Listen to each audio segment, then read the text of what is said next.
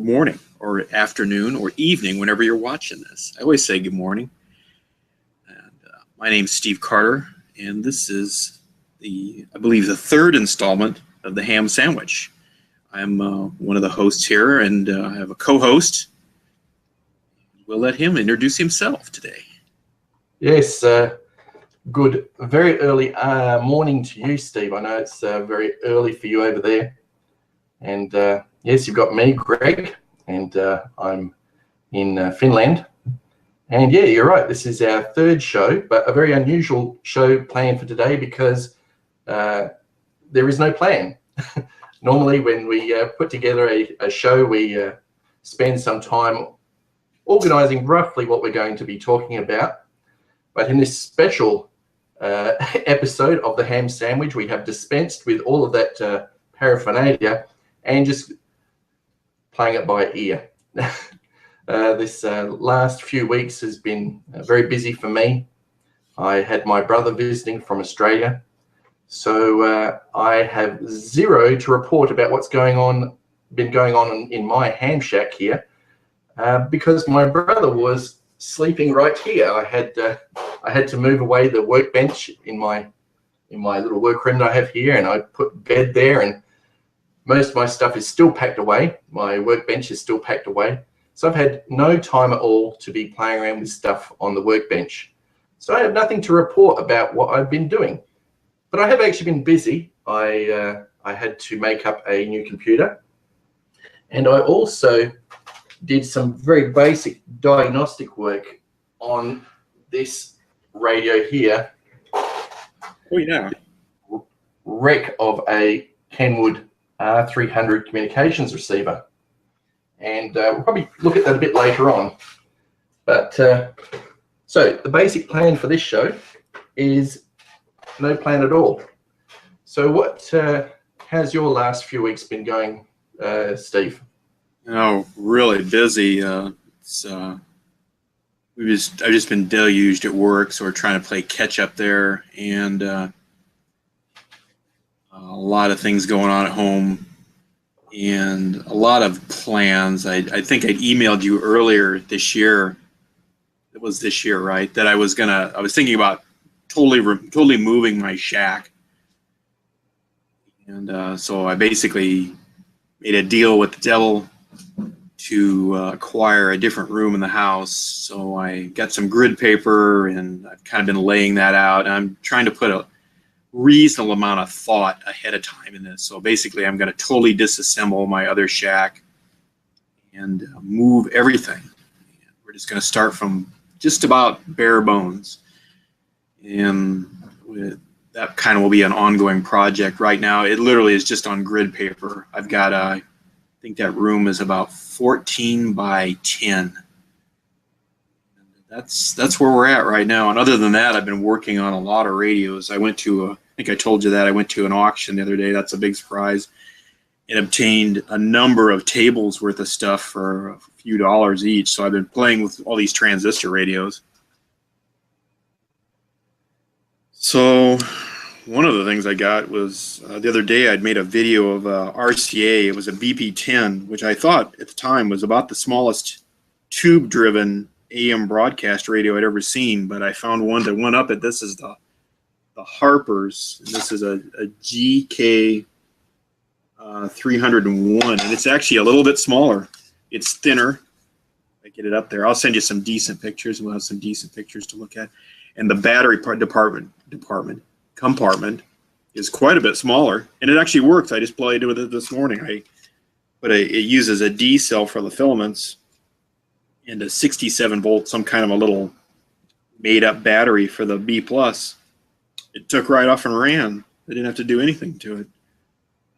Yeah, I saw that video of the RCA one, and that uses normal sized tubes in it, doesn't it? Does that one have normal sized tubes, or are they like some sort of miniature? No, it uses a normal sized vacuum tube. This uses exactly the same set. This actually, the Harpers is actually, this was manufactured in Japan under RCA's license, and it uses exactly the same tube lineup as the other RCA, the BP10, and those tubes are about this size. It uses like the the 1T4 and the 1S5.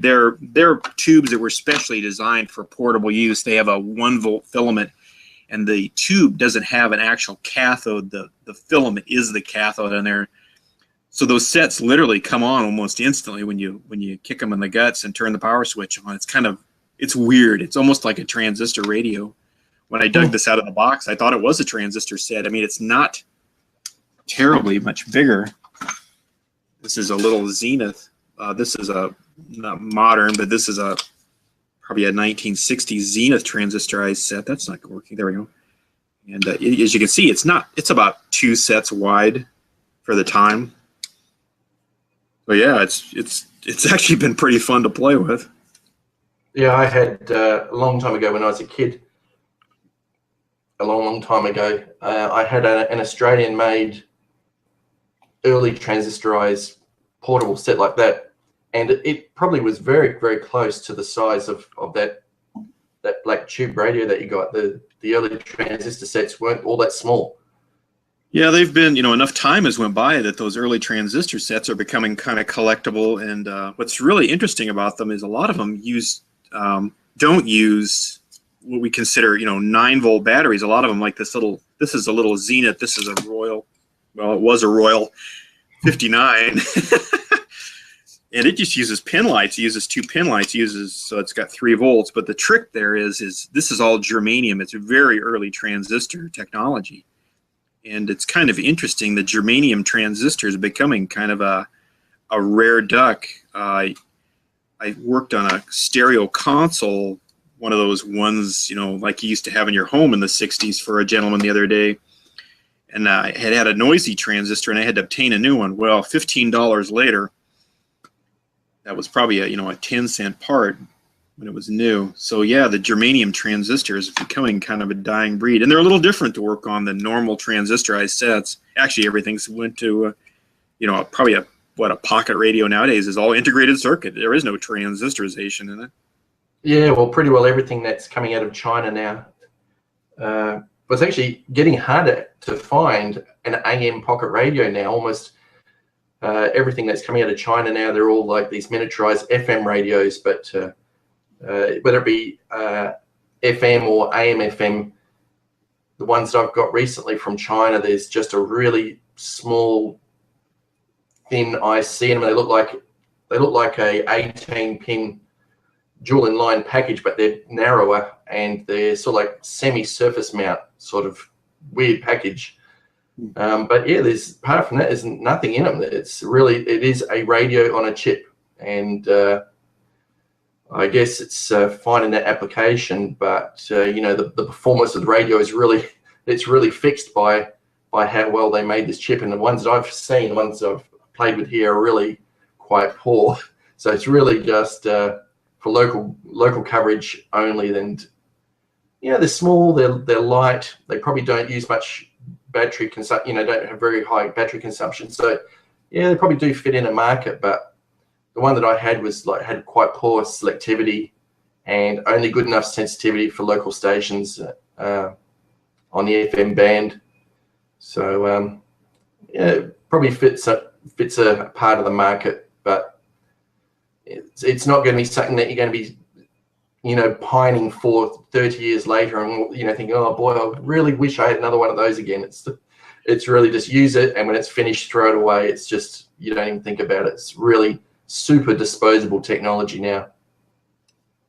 Yeah, I know what you're talking about. This at the time probably wasn't a very expensive set, but now it's getting a little long in the tooth, and it's amazingly pretty selective. We have within probably 3 miles of where I'm at right now, we have a local 50 kilowatt AM station, and I have no problem picking up the station next to it. I don't have any problem with that. Now, I'm sure that with those more inexpensive sets, that probably is a different story. Some of them are so inexpensive they don't even put speakers with them. They're basically little boxes with earphones only. What are they, about $8? Yeah, I think they're even cheaper than that. You can get these little ones that look like iPlayer clones and things. Yeah, that's one thing that's interesting about all these sets is they're just developing the technology. This little Zenith, even though it just looks like a basic transistor set, the speaker actually has a center tap. It actually has a center tapped winding, and I spent a little time trying to figure out what that was about. Typically, the audio stages on these are a transformer, a pair of push-pull transistors, and then another transformer to match the impedance of the speaker. Here, what they've done is they've foregone the output transformer and just direct coupled it to the speaker. It's quite clever. And so it's kind of interesting how that's changed. It started out, they were kind of experimenting to try and come up with the best quality product, and then as time goes on, they're just trying to figure out how to stamp them out of the pop cans or whatever transistor radios are made out of nowadays, just to get them out of the factory and get that $2 or $3 away from you. It's interesting to see how that stuff's evolved. It starts out, some of it starts out a little sketchy, and it gets pretty good, and then it starts, they start trying to compete with each other and make things more inexpensive. It's kind of interesting how it all evolves. Yeah, I haven't seen a loudspeaker like that before, and real problem, I guess, if it fails on you, because it's an integral part of the circuit. Yeah, that's one thing that's happened to this set is the speaker actually worked. This set is dead. The speaker works, but the transformer stage that drives the push-pull transistors on this set is open. One half of it is open, so I guess my only hope is to cannibalize another set and hope that it matches up enough to work. That's the bad thing about these. Even these older sets, they're realistically, they're probably worth about $20. Is it worth $20 to fiddle around? Or if you just want to put some sweat equity into that kind of stuff, and ham stuff's like that too. Amateur stuff has really evolved a lot. You look at some of that older, like turn of the century stuff, and it was literally made on pieces of wood. Nowadays, you can, plunk down a, $500, $600 for an HF rig, maybe a used one, and you can get a really nice rig. It's come a long ways from planks of wood that somebody stole off a barn. Yeah, there has. We should be thankful for the advances that have come our way. It's we definitely can play with some much more higher quality toys now than what hams of 50 years or 70 years ago could ever have dreamed of. But yeah, and as you say, there seems to be this evolution of appliances, especially you see it is over time you see them improving the product, and like when AM transistor radios were at their peak, they were quite fine working and well designed sort of pieces of equipment, and quite good quality. But then, as you say, then there's this competition, and perhaps competition from developing companies like Japan were coming up, and then so you started getting a lot of cheaper imports started to come into the market, and so the leaders of they were making the good stuff had to try and cut costs here and there, and so the quality of everyone's products starts going down to try and become more and more competitive until you get to the point when the standard sort of pocket transistor radio of say the very late 70s was probably really quite poorly made and sounded equally as bad. So we think that in time technology keeps on improving things, but the marketplace and the beam counters can have such a big effect on the development of equipment that sometimes things don't keep on improving as we expect them to. Sometimes they actually go worse. Yeah, it can be a real boggle. That's what I really like about this hobby is you get to see. I normally don't deal with small transistor radios, but I got to admit I've gotten a good quick education in these. They really all kind of look alike. There are even websites like as we've got over here for small inexpensive broadcast radios of the tube era. They're called the All American 5. They kind of call a lot of these little transistor radios the All Japanese 6. They basically have 6 transistors. And they're pretty similar. You start looking at the insides of them, they start looking alike real quick. It's very interesting. Well, how about we switch gears a little bit? I see that somebody talked way across the globe the other day to Canada on a couple watts. I wonder who that would have been. Oh, that could have been me. Actually, I uploaded that video, but it was actually recorded about 6 months ago, so it wasn't actually something that happened just the other day. But yeah, well,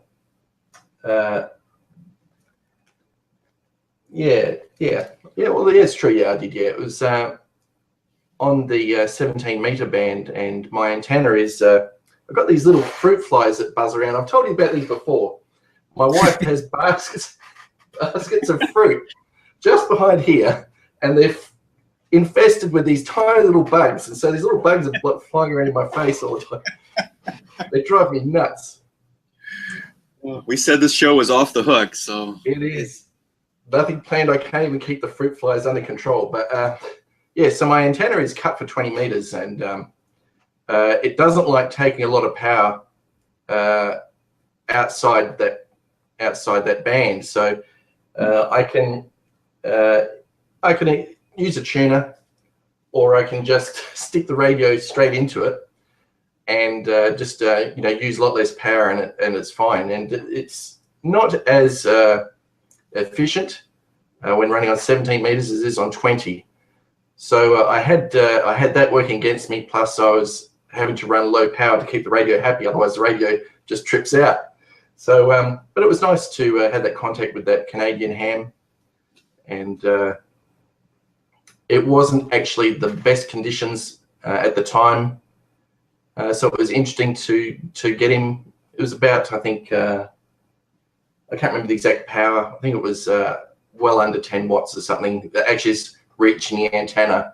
It's actually quite low.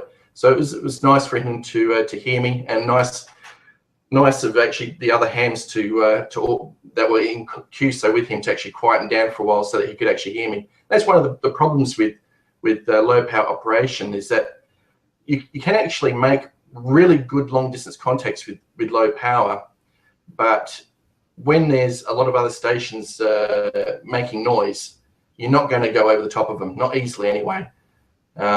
Good antennas help in that regard. I really don't understand these guys that run QRP and they're using like little rubber ducky type antennas or some other, random wires string that they just thrown in the tree with no thought. That's really like a lesson in futility, if you ask me. But if you're running low power into a good antenna, you're still pretty competitive against other guys that are running 100 watts. There's not a huge lot of difference. And I certainly, because I like running low power, there's not been any time ever when I've been running like under 10 watts, wishing that I could just kick it up to the 100 watt level or more to make the contact. If they can't hear you at 10 watts, they're still probably not going to make a good copy with you running 100 watts. It's not all that big a difference. It sounds like a big difference when you're looking at the numbers, but the actual on-air QSOs are not really that much difference. It's only, like a couple, an S unit or a couple of S units difference between 10 watts and 100 watts. So if you're going to make the QSO with 100 watts, you probably can do it with 10. So, but yeah, definitely a lot harder to do when you're running an antenna that's not on the band of operation. This is actually very competitive when I'm on 20 meters with the 20 meter antenna with 10 watts. It works very, very well. But that contact with that Canadian guy was a lot harder because, it's really quite ineffective, that antenna for that frequency. But it worked. And like I said, nice to the other hands to quieten down a bit so that he could actually complete the contact with me. I don't speak to too many Canadian hands. I'm not the sort of guy that sits at the radio and chases after specific countries or locations or anything. I'm really quite lazy. Basically, I turn the radio on, spin the knob. If there's someone there, I'll try and make a contact with them. But yeah, I'm not the sort of guy that's up at 3 o'clock in the morning, hunting for rare countries or anything like that. That's really not my. I'd rather be in bed to sleep. Yeah, if you get a chance to watch Greg's video, maybe he'll put the link up to it here in this video. It took him a few times to get the gentleman candidate to fully copy your call, if I remember correctly. But that's okay, you know. Like I said, a little patience, and it really helps when the other guys on that frequency hear that people are having a little trouble and try and quiet down, and just a little common courtesy.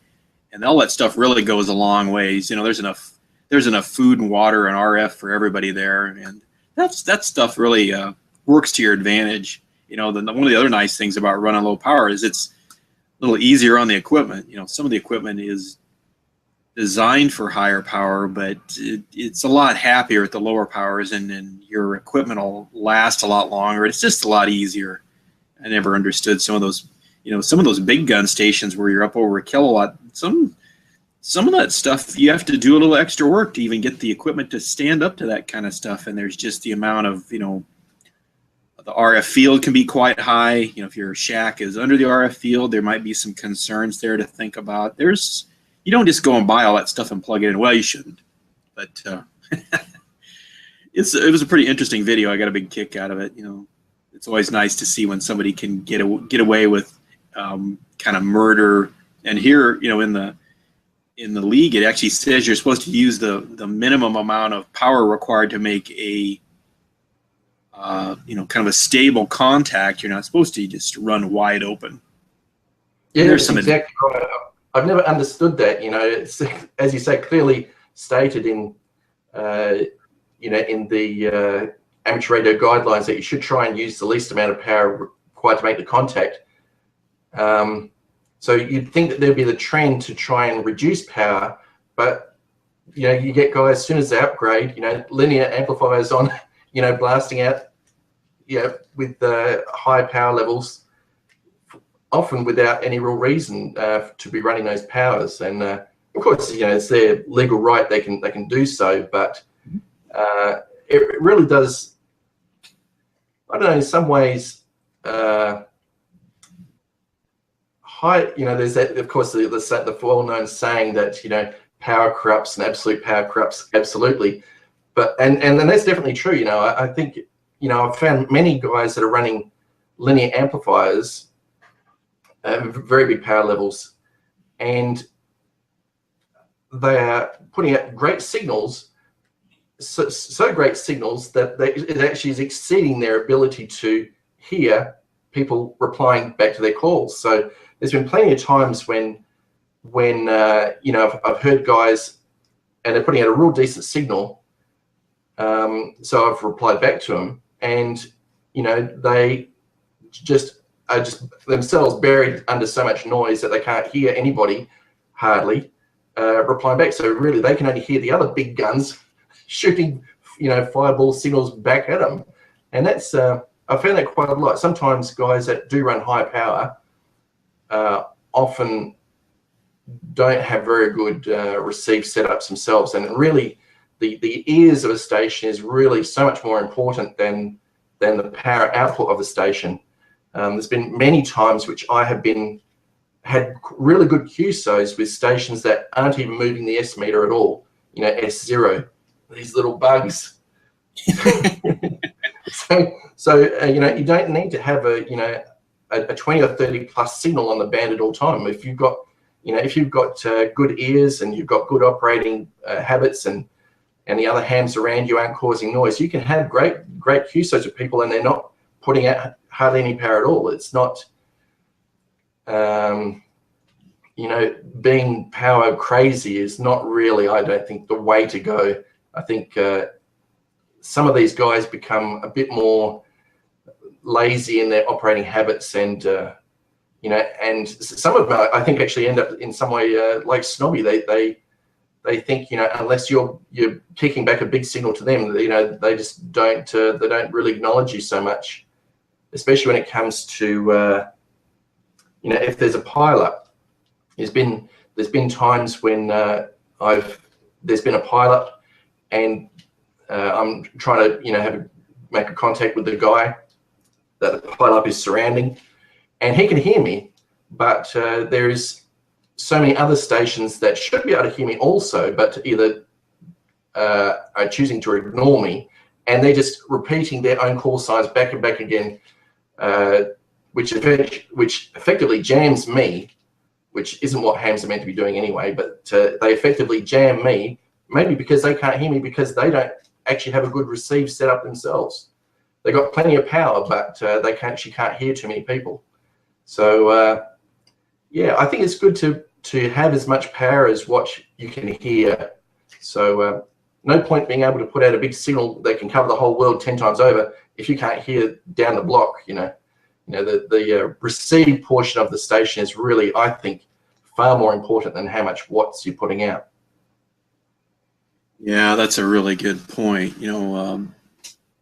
Probably one of those things where you probably, dollar for dollar, you're probably better invested in, getting a good feed line and getting a good antenna and getting a good solid structure and trying to get that, up in the air in the clear than it is to try and get some big RF that's generated in the house, and outside with your system, your antenna system. If you think about that, you kind of get a two for, the dollars you invest there help your transmit and your receive in there, where if you buy a big amplifier, you really only help your transmit. So, you might want to think about that a little careful, or, there's some logistics too to trying to run high power. Depending on what you're doing, you might have to do something in your shack to beef up your mains power or your wall power, or just, there's more to that than just running out and getting something.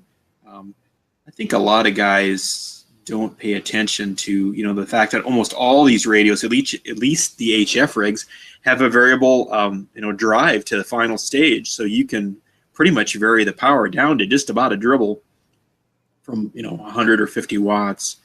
And I think one of the other things that guys fail to understand too is that, if you can't communicate in one mode, that there are dozens of other modes of communications. There's CW, there's a lot of digital modes,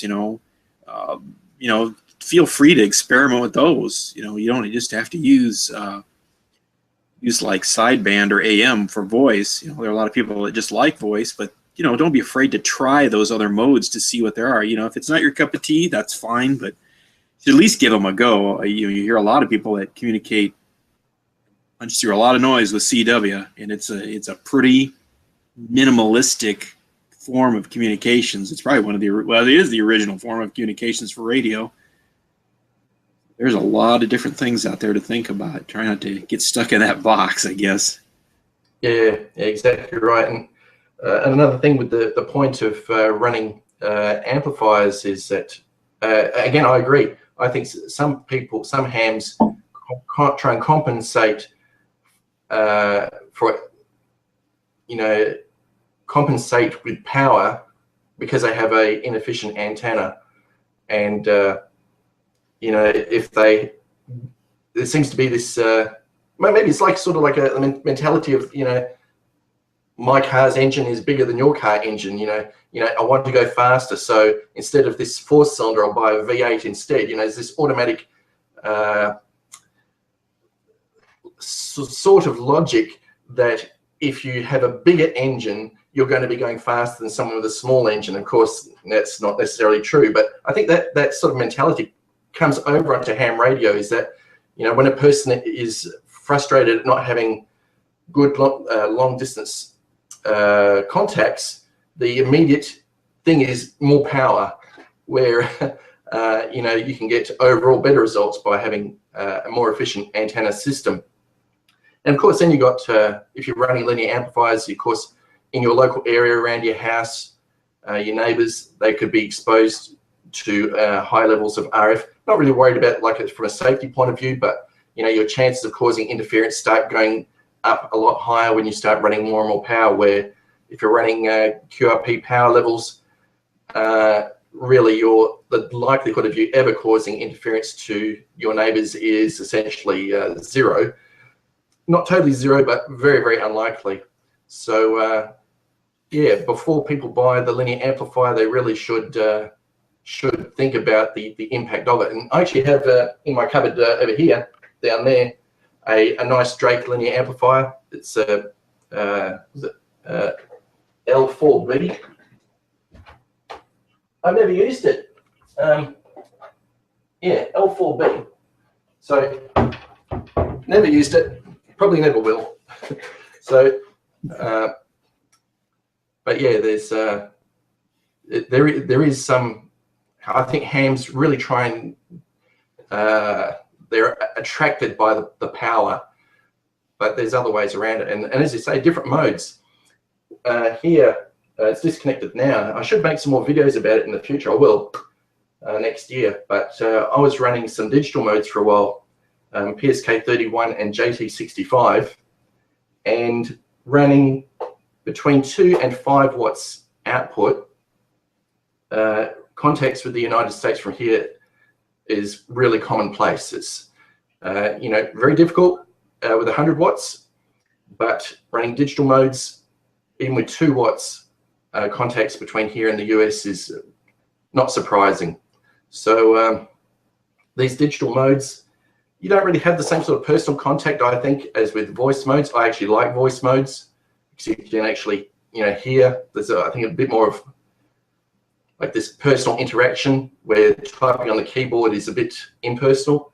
But if you're interested in making contacts with low power, yeah, these new digital modes, especially JT65, it's been around for a while, but it's a very slow data mode.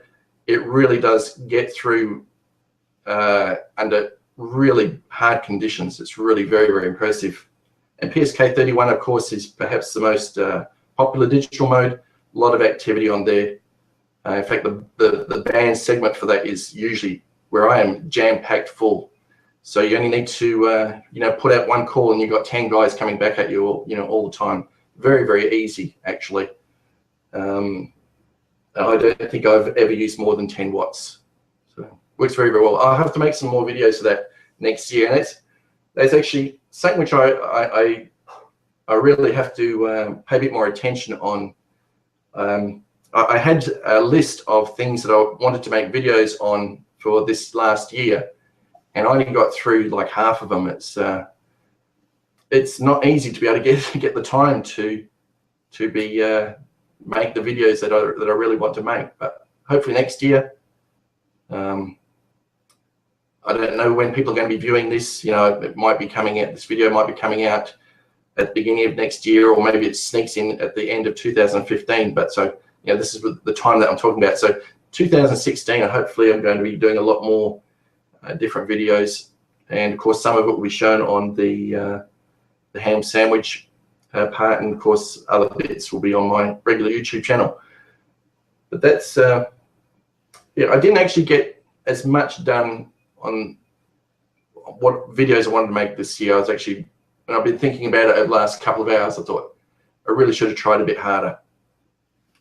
So what plans do you have for your, we've heard what you're going to do with your shack. You know, you're moving to a new shack in the house, which is good, which, by the way, is probably very similar to what I've got here. You're probably an extra couple of feet longer in that direction compared to my space here, which is not all that big, but good enough. So what other projects do you have planned for 2016? Well, one of the things I knew to do is a lot of my projects, they just kind of come up. You know, you're doing something and things just pop up, or, you know, materials become available, or, you know, not so much planning. And that's one of the things I planned on doing this year. The upcoming year was a lot more planning. One of the things I plan on doing in my new shack was I'm going to dedicate, try and keep an amateur radio work surface just for working amateur radio. Things kind of tend to creep onto your desk, and before you know it, you're, you know, kind of, it makes it difficult. So one of the other things I'd planned on doing too is I've got a number of vintage pieces, and I don't get to play with them as much as I wanted to. So I'm planning on putting up 2 work surfaces kind of in an L shape, and one was going to be, for me anyway, my more modern stuff, and I'm going to kind of keep that lean and mean and keep it pretty basic, and just keep the work surface kind of uncluttered. And the other work surface I was going to have for my vintage pieces, so when I want to play with those and use those on amateur radio, I was going to do that. Right now it's just a big darn mess is what it is. It's one of those deals where you start out innocently enough and you just keep kind of adding and adding and adding. And I'll be the first to admit that not a lot of thought went into this other than you just kind of keep doing this. And you see guys do this, and everybody's got their own way of doing stuff. It doesn't mean this is right or wrong. It just means that I've gotten tired of the kind of the hodgepodginess and stacking things on things. And there's older pieces of equipment that I just really am not interested anymore in, and I'm probably going to just get rid of those or put them away. I'm going to make a more dedicated entryway into the house for my antennas, for my antenna leads and stuff. I'll probably bring that out in at foundation level, and I'm probably going to bury that out toward where my antennas are and stuff, just to kind of try and neaten that all up and give it a more, just a more kind of a finished look. One of the things too is I'm going to redo the electrical service in that room. Not anticipating anything big, but just to bring it up to code and just to make sure it's top notch.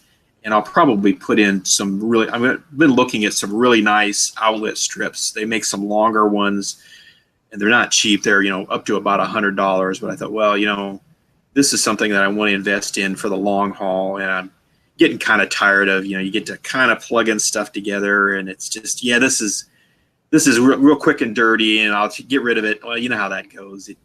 Things don't get thought up as well as they should.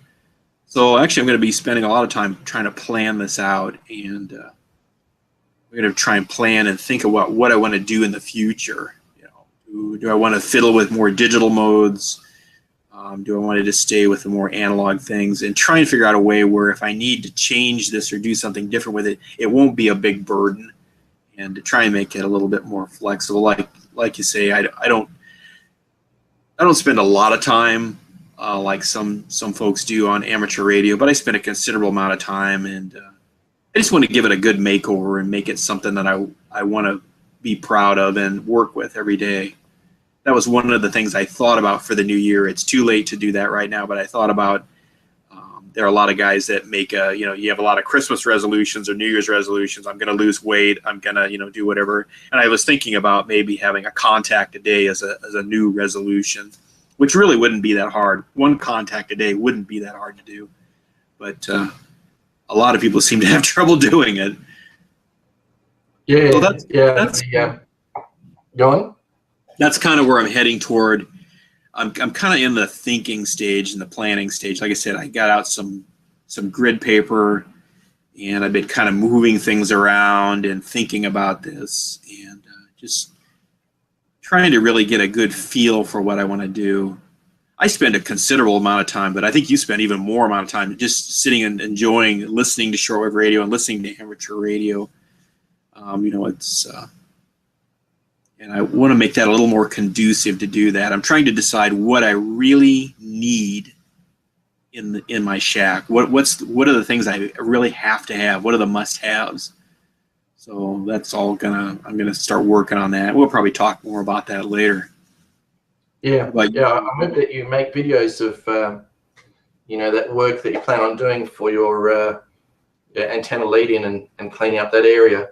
But yeah, my normal workbench is here, and over here you can see is my ham station here. But I also have a couple of receivers there. Got an email coming in, and it's nice to have the radios going while you're actually at the workbench doing stuff. So of course it's not practical having it's not practical working on the workbench and trying to make QSOs over there as well. But yeah, I like to listen to shortwave stations because the broadcast can go on for quite some time, and it's much better than having a stupid TV on in the background and while I'm at the workbench. But I really got to spend this year do a lot more stuff at the workbench. I wanted to, before we go, I don't know what the time is. I want to just quickly tell about this Canwood here. This was donated to me from a radio hobbyist that lives in Germany, and it's had a pretty hard life. It's actually looks like it's been scavenged for some parts by some previous owner. Looks like one of my sets. And anyway, I had planned to fix this up and then donate it on to another shortwave listener, radio hobbyist, as a gift. That was the plan, but when I went through all of the things that are wrong with it, I'll just quickly go through them. The AC power transformer is burnt out, and this is a transformer that has the ability to run on 110 volts, which is US power, or 220, 240 volts for pretty well everywhere else. So trying to get, these are getting harder and harder to get now.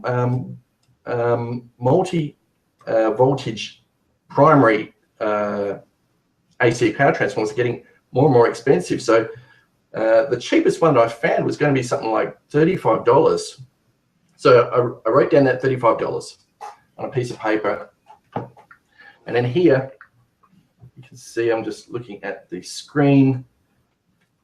Here, there's the band spread, the fine tune, and there's meant to be a shaft sticking out of here. And for some reason, someone has, looks like it's been cut off. I think they have scavenged some parts of that for some other project. So I'd have to try and find, remake that. Plus, on the other side, which you can't see, which would normally be here, should be another one of these. You see this like goldy colored drum thing? The flywheel? Flywheel, yeah. So there's meant to be another one of these here. So that's not, that wouldn't be easy to replace. And essentially, I can't get any parts for this. So everything would have to be made, or I don't know. So that was another problem. That would take a considerable amount of time. Plus, I'm missing a couple of pulleys for the dial string, which goes off to this cap over here. So missing a couple of pulleys from there, missing the dial string. I actually did get it powered up, and it has intermittent operation. It cuts in and out. And then I had a look at this section here. This little coil here has been broken and glued together and really butchered. There's a whole bunch of tuning slugs in these cans here that have been shattered, so they have to be pulled out and replaced. Really, just everything. It's just nasty from head to toe. That's too bad. Plus these band change switches here. There's 3 of them. One there, one there, one there. They're intermittent and not, I had a look, not very easy to clean. They probably just need cleaning, but really, really not easy to get into. And plus, you know, really, it does look like a dog. So I think this one is, you know, and even replacing these push button switches with these aluminium ones, that was only going to be like, you know, $10. But it's really just everything so against this poor radio that I think it's not financially viable at this time. So that's the end of that one. But yeah, that was a bit disappointing because I was actually hoping to get that one going, and it was the plan to give that radio away to a guy that doesn't have much money and that's quite sick. So I was planning on doing that, but that's just not going to happen now. There was something else I was going to say, but I can't remember what it was. Back over to you for a second while I try and think of something. So right now, if you feel sorry for Greg, and send him some bug spray, apparently. Yeah, some bug spray would be really, really good. I need that. That's too bad about that radio. So really, your only choices are, I'll just talk for a while you're trying to remember what's going on. His choices is to try and find another set that's in equally bad, but not the same disrepair. And the chances of that are maybe a little skinny. He could just abandon the set. Maybe he could put it up online. Maybe somebody's looking for parts. You could invest your life savings in it, but I always get into those situations where you've got an old set and there's something broke, and you think, well, I need this. Before you know it, you have like 5 or 6 of these sets lying around, and none of them really work. So I don't know. And then you wish you'd taken all that money and just bought one good set. So I don't know. It's just, I hate to throw stuff away, but I don't know. I always wonder how these sets get into this situation like you've got there. Did it start out where something broke and somebody stole something off of it and passed it to somebody else, and it just got in such a state of disrepair? That wasn't a radio. Exactly what happened. I think that's exactly what happened. I think there was some fault that the owner, probably many owners ago, put it away in storage, and then slowly, bit by bit, started robbing parts off it. But really, there's not a lot going for this now. Even there's really no section of this radio which is trouble free. So it's a Kenwood R300, and an interesting radio, but not super high performance, even when new. So their resale value is not all that great. You can get, I've seen really, really nice ones going for about $200. So I was thinking, I'd be happy to put maybe $50 into it, because after I posted it on to the guy, probably $100 in it, and it hasn't cost much, and he gets a reasonable radio, and I didn't have to pay much. But it's just it doesn't have the resale value to warrant putting much into it, and it's not all that great radio to begin with. So I think this one, it's really run its course. Sounds like it's come to the end of the line then. Well, I don't know. I think it's finished. You can always pass it on to the next person, and they can make that decision. Yeah, if you said, if your budget was $50 just for repairs, and you have, $35 for a mains transformer, doesn't leave a lot. You might be able to buy a nice hamburger after that. And like you said, finding a decent mains transformer nowadays is really becoming a problem. A lot of newer products have switching power supplies in them, and they seem to have, I'm going to use the word, some intelligence to them, and they're kind of multi-market, where it doesn't matter where you plug them in as long as the plug is appropriate for that area. So the huge bulky power transformer that used to be quite expensive, and probably is even more expensive nowadays, is kind of going away. Yes, and this little transformer here, it's only got about a 1 amp output or 1.5 amp output. It's not even a big one, but even just these small little transformers are going up and up in prices. I think I'm going to have to start buying them when I start seeing them come up cheap, because they really seem to be disappearing like the dodo bird. They're going to go off into extinction, and sooner or later everything will have switch mode power supplies, and they aren't always the best choice for receiving or transceivers. Bit noisy sometimes. Yeah, they can be a real pain. There's all sorts of different ones, and they can't seem to standardize the plugging, and a lot of them, at least over here in the States, they hang on the wall. A lot of them don't have a cord that goes to the unit and then goes on to the piece of equipment. A lot of them, we call them wall warts. You probably call them the same thing. And they're just nasty looking, and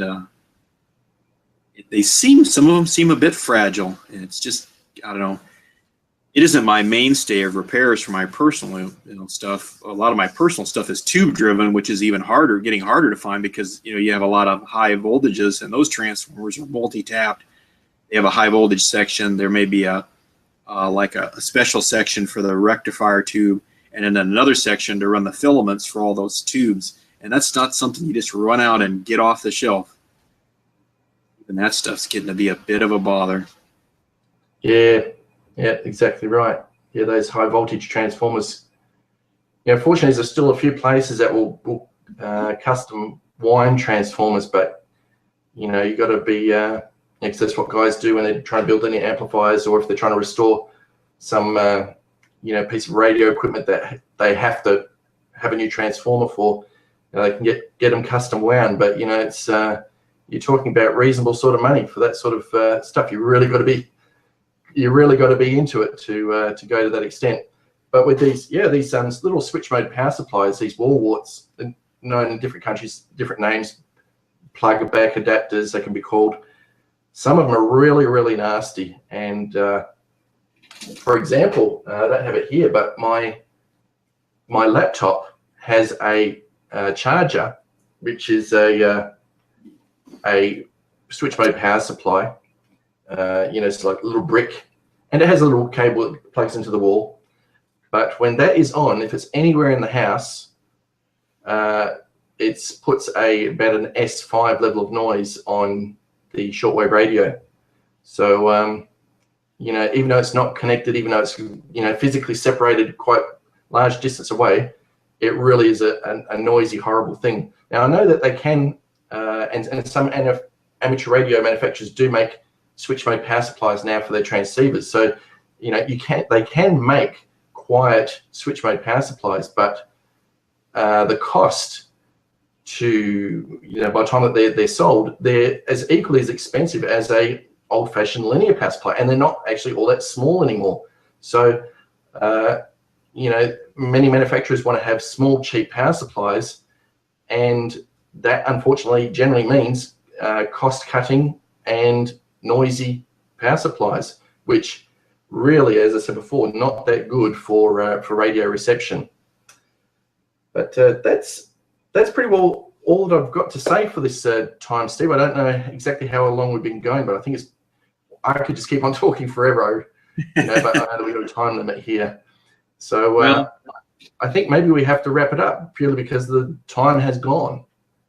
Sounds like a winner. It goes quickly, so hopefully everybody got something out of this. It's great when we heard from a lot of folks again. We really appreciate those comments and emails. It's really great to hear from people. It's great to hear suggestions and stuff. When we get more organized, we'll probably try and incorporate those suggestions. And there's a lot of really good suggestions. There's some stuff there that needs to be touched on. That's one of the things that's it's kind of tough to pick something, isn't it? Yeah, exactly right. Yeah, there's been plenty of I got some really quite nice emails after the last show. Definitely, some guys out there that don't understand what this show is about, and they don't see what the point is. But then there are other guys that really do like the show. They seem to understand what we're on about, and they really want more and more shows all the time. So we do plan on keeping on going in 2016. I think 2016 is next year. Yeah, and I don't know, maybe we might even make shows where we actually prepare for it. But like this one, sorry about this. The preparation was really, getting a piece of wood and banging a nail into it. That's about as deep as the preparation went. Really threw this together too fast on the spur of the moment. But, it really has been crazy times for me here. And Steve has been really busy with his work. He's actually at work now. Yep. And tell us what time you came to work today, Steve. I came in at 3 in the morning, and I believe I emailed Greg about 5:30, and I had left about midnight, so I got a couple 3 hours of sleep. We're trying to play beat the clock here and get everybody fixed up for the holiday. But yeah, like Greg said, we literally just this is my fault. Greg had originally, to be really quick here, Greg had originally suggested we do a show. And then later he said, well, we've got all these holidays and people are going all over the place. Let's give it a cancel. And then just the other day I said, no, you know what? I'm going to come in bright and early in the morning and we'll do it. And then we never talked anymore about it. And then I literally just emailed him this morning and said, hey, let's just knock this video out and get going on it. So I think Greg had to get some mouthwash and brush his teeth and stuff and get his hair all combed. But Yeah, No, make sure that my pants are on. I always have to check to make sure that my pants are on. But yeah, so yeah. So this is a lot for my coming fault. so early. What was that? This is my fault for making Greg, wake up, but he's to blame. Yeah, it's always my fault. That's what my wife says anyway. It's always your fault. So thanks for coming in so early. I know it's and really hopefully the viewers really understand the sacrifices we do to bring out this high quality production. I'm making sure that I got pants on, and Steve comes in early at 3 o'clock to do it. So thanks a lot for joining us today, Steve, and I hope that your time over the next couple of weeks is a bit more relaxing after this last minute rush at work has passed. So hopefully see you again and see everyone else again in 3 or 4 weeks' time. Yep, sounds like a winner, Greg. Thanks again for taking time. I know you're busy out there. And thanks again for all those people that have taken time to watch our video and to comment on it. It's really important to us, and it helps us judge what's going on. Anyway, have a groovy day. Take it easy. Yeah, thanks a lot, Steve. See you later. Bye-bye. Bye-bye.